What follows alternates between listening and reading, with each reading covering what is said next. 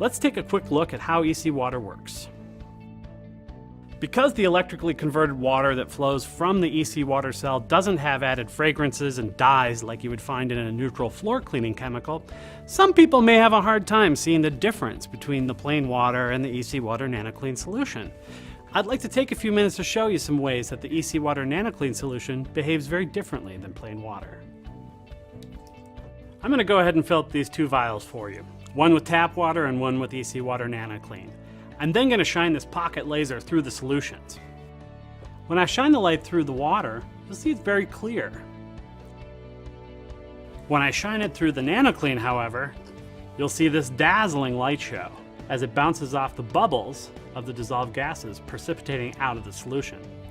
These bubbles are not the nanobubbles we were talking about earlier, but are large bubbles that will rather quickly dissipate.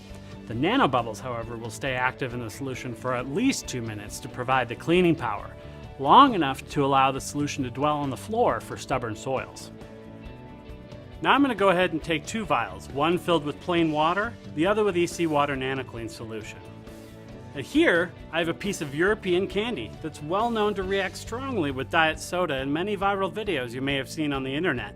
I'm going to go ahead and cut it in half and put 1/2 in each of these vials. Within a few seconds, you'll begin to see a European candy cloud begin to form on the NanoClean side. While both water and NanoClean will eventually dissolve the candy, you will see here that the NanoClean is working much faster and more effectively floating the particulate to the top of the solution, thereby, on the NanoClean side, increasing the likelihood these particles would be picked up by the scrubber's squeegee as it recovers the solution from the scrub head. For this last test, we're going to once again add water and NanoClean in two different vials. This time you'll see that I added some glitter to the bottom of each vial.